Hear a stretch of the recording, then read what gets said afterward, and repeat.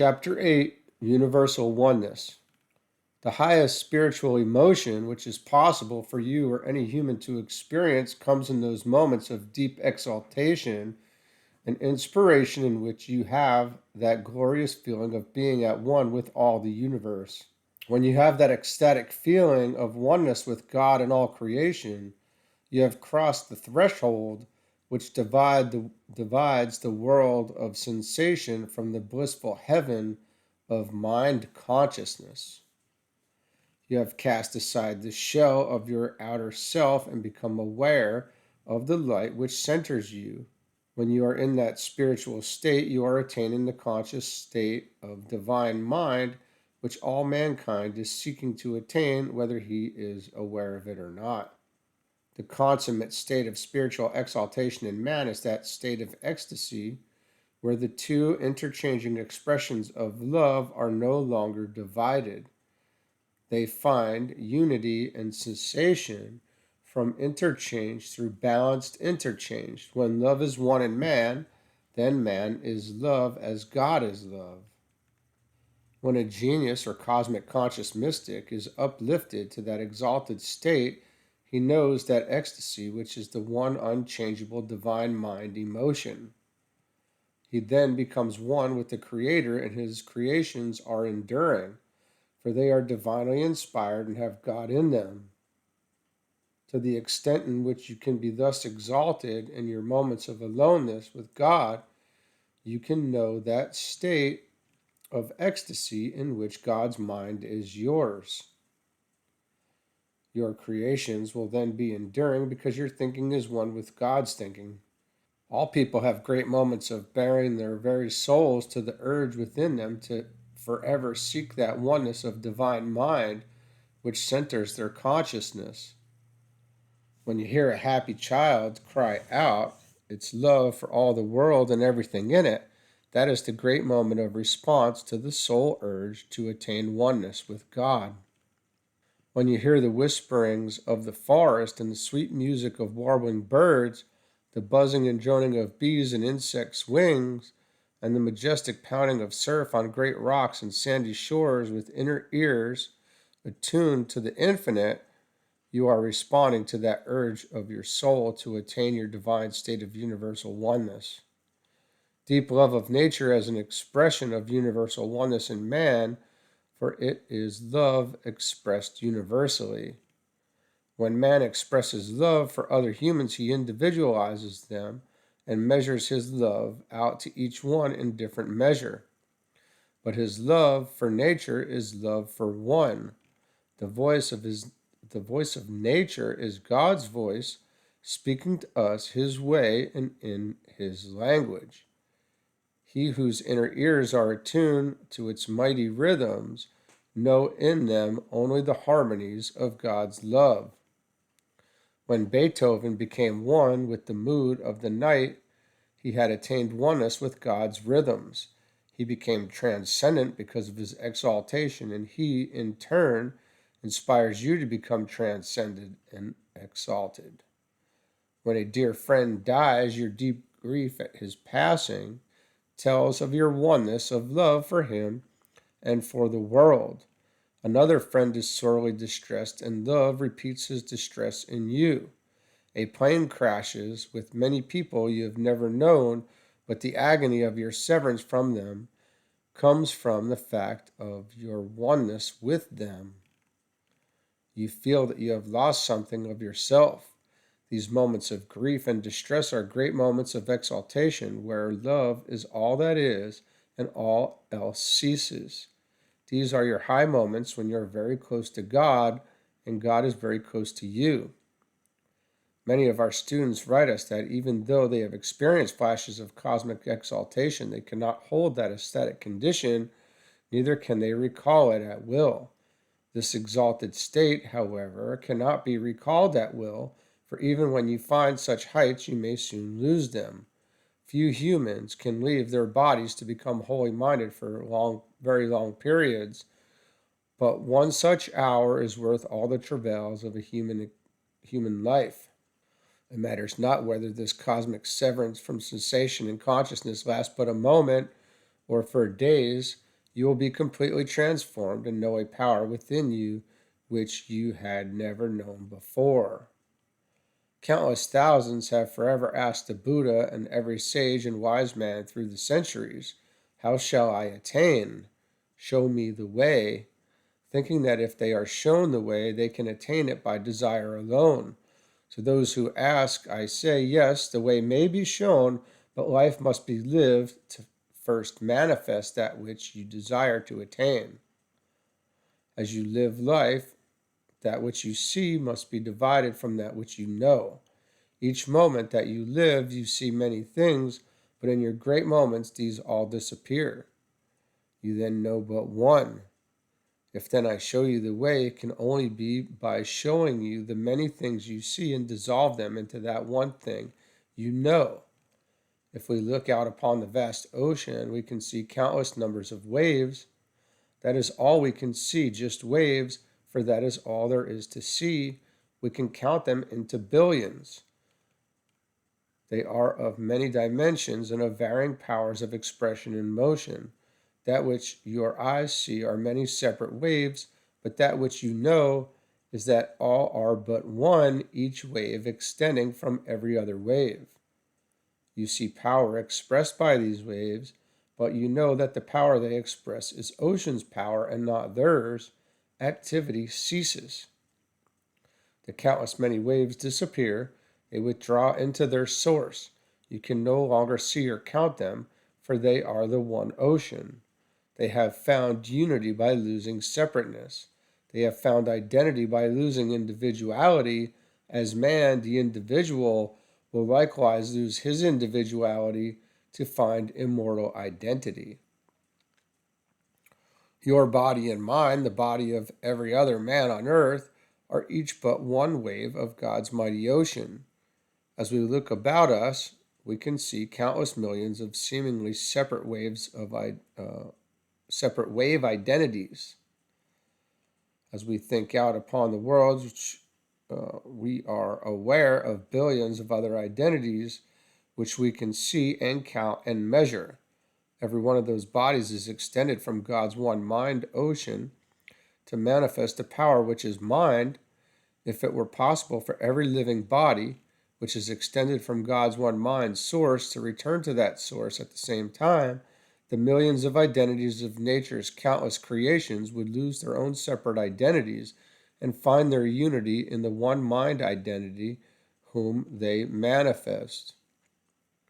When you look out upon the waters of the ocean, you can see only the waves of motion which manifest the ocean. You cannot see the power of the ocean, but you can know it as the one existent source of its waves. Man has looked out upon the universe through the eyes of his body for so many ages that he has grown accustomed to seeing separate and separable individual bodies. Bodies can see only bodies. They cannot know them, for bodies cannot know anything.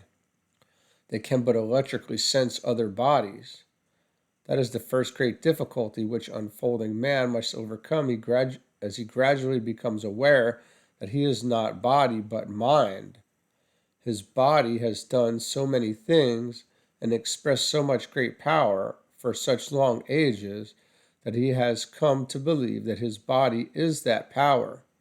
If his body expresses more power than another body, he thinks of his body as being a greater individual than the other.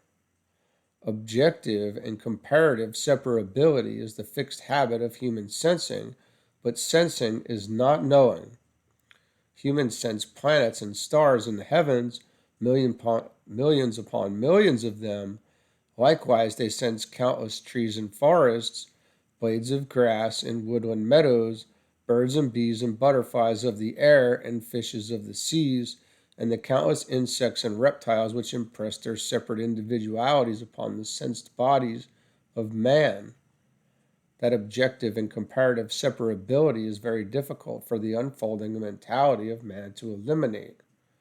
To think cosmically, however, one must eventually be able to dissolve that which he sees into that which he knows. If you make the attempt to do that from this very minute onward, you will be amazed at the increase in your own mind power within a year. Start doing it then by realizing that this objective universe is not made up of many substances and things. It is made up entirely of electric waves of motion which simulate many substances and things which you have always accepted as real. The moment you fully realize that not one thing in nature is what it seems to be, you are beginning to transcend your senses by your growing ability to dissolve what you see into what you know. That principle constitutes the difference between the one who senses by outward thinking to the one who knows through inner cosmic thinking. It marks the line of demarcation between the physical and the spiritual man. He who has passed that line thinks cosmically. He knows cause, while he who senses is only aware of effects, which he can never know. The physical man who becomes informed through his senses sees and hears many things, countless many things, which are all real to him. The cosmic thinker knows only one thing, for he thinks with his mind and is empowered to dissolve all that he senses as effects into one thing which he knows. He empowers himself with the ability to withdraw all thought waves of motion into the still calm of the one mind ocean, which is the universe of knowing. Recall with me now those many things which this radioelectric universe has already taught you. It may be that we can look at them together with an inner understanding that will make you think quite differently of them.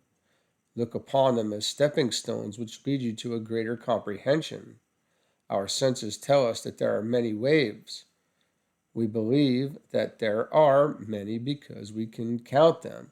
Our senses tell us that, but when our mind thinks cause instead of effect, it knows that a wave never begins or ends. It is one continuity. If you sought the end of any wave, you would never find it. If you traveled 1 million years at 186,400 miles every second, you would be no nearer the end of that wave than when you started to follow it. It cannot come to an end. Even the waves of the ocean cannot come to an end when they break upon the shore. They but change their dimensions to harmonize with the pressures of space and continue on as waves of light pressure instead of waves of water pressures. Neither can waves begin. Sounds, such as explosions, are the source of waves which seem to begin where the sound occurs, but factually they only change the dimension of waves which are already there. Every point in this universe, anywhere, is the source of living waves of God's thinking, which never ceases to express God's thinking. The sound waves you create has an entirely different frequency than the thought which caused that sound wave. It can reproduce itself in space at only 1100 feet a second, while the wavelength of your thought reaches out into space at nearly 200,000 miles in that same second. To demonstrate this, watch a man who is half a mile away shoot a revolver to start a race. You will see the flash from the revolver instantly, and when you will hear the sound, and then you will hear the sound 2 seconds later. At the very instant that you hear the sound from half a mile away, a man who is 400,000 miles away in space would see it. These things you must know so that you can transform your thinking to be in accord with nature as you know it and not as you see it. Knowledge vastly increases sense perception.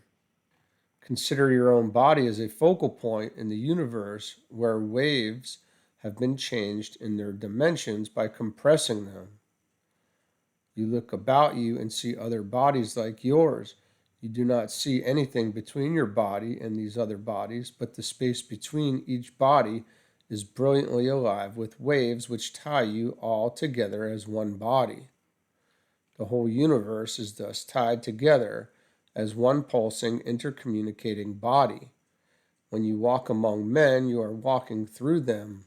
If it were possible to see the electric commotion you caused as you walked through the bodies of other men, it would amaze you. Also, it would confuse you tremendously. The only reason you cannot see the brilliantly colored, rapidly changing electric effects caused by the thoughts and actions of other people is that your sense range is so limited that your eyes can only see wave vibrations between the ranges of 400 billion and 700 billion per second. Below that range, all the activity of creation is invisible to you. There is not one pinhead sized spot in it, however, that is not wave activated. God eternally thinks, and his thoughts are eternally recorded everywhere. Every thought of God's thinking is repeated throughout the universe at the speed of thought, which is commonly known as the speed of light. This speed is not one of travel, however, for waves do not travel. They reproduce themselves at that speed. You must also realize that wherever there are waves, there are sounds, even in the blankness of outer space. Vibrations produce sounds beyond the perception of any living thing, but there is no silence anywhere save in wave fulcrums, where motion reverses its spiraling course from centripetal to centrifugal and vice versa. Our human sense range is very limited, but is increasing rapidly as our spiritual natures unfold. Our human range of hearing is limited to the range between 40 and 40,000 vibrations a second. Above that range, all other sounds are as inaudible as though they did not exist. The world around us is full of sounds which no man can hear and things which no man can see. Every planet and star in the heavens has its own musical tone. The music of the spirit of the spheres is not a poetic thought, it is factual. You do not hear it, though, because of your limited sense range. You look at a busy anthill and hear no sound. There is a tremendous sound activity there, however, but your ears cannot hear it. Those who have attained cosmic consciousness can clearly see the color densities which connect every object in the universe with every other object. They can see those stratas of increasing densities which so conspicuously surround all bodies, human and otherwise, with a glory of colors which rival the rainbow. During my husband's great illumination of 1921, which I mentioned previously, his range of sense perception so vastly increased during 3 of those 39 days that he could see the auras of people and things, even to seeing them in other rooms and approaching his door from the other side. Also, he could hear and feel the adjustments which the planet is continually making in vast slippages of rock strata, yielding to changing temperature pressures, and ocean bottoms adjusting their depths to changing gravity pressures. These great tensions, which are threatening major geologic changes in our western prairie lands and in the mid-Pacific. These illustrations demonstrate the fact that knowledge can come to one only from within the mind.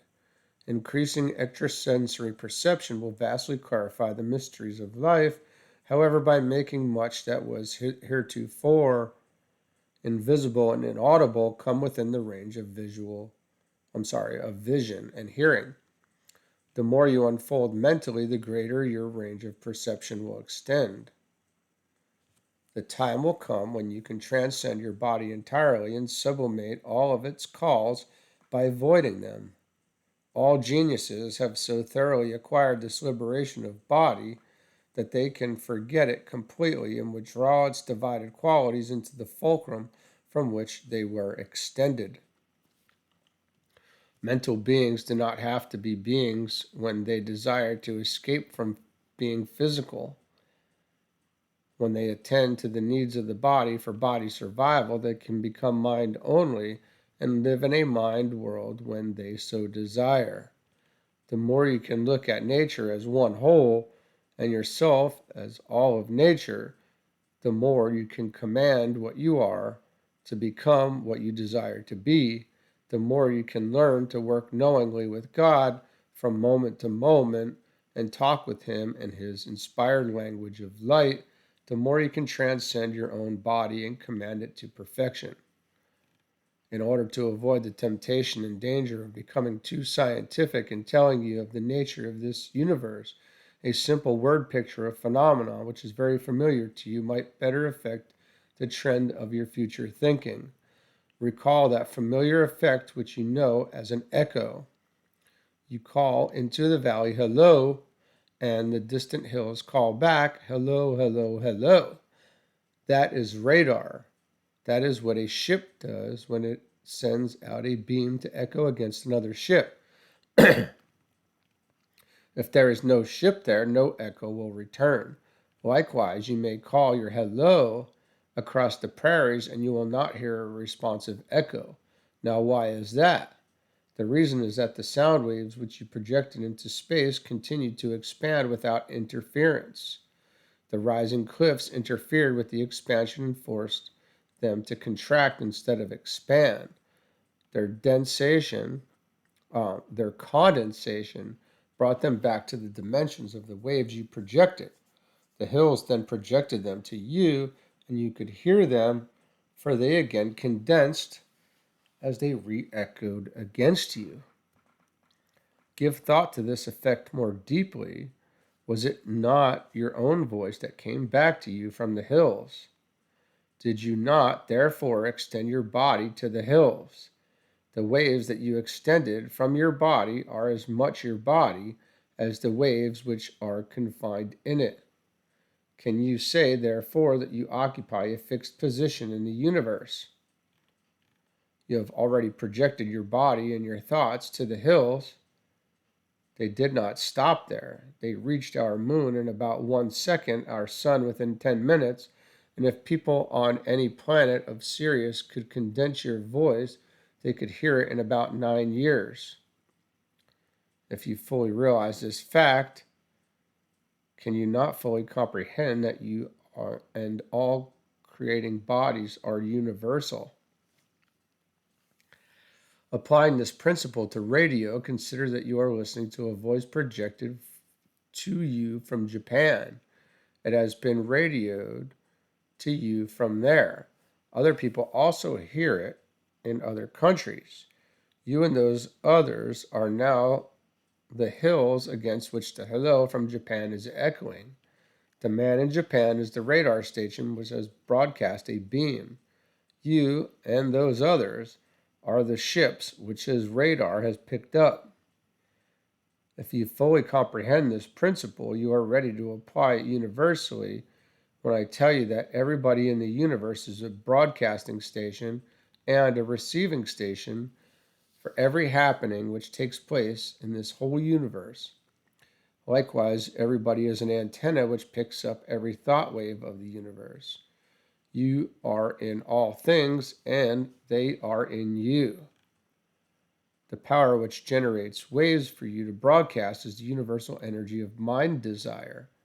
The waves you broadcast are thought waves. There are no other waves but thought waves in the universe. Thought waves emanate from mind. Mind is universal.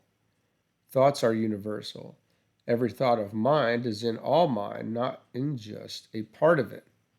All thoughts are, therefore, in all thought waves.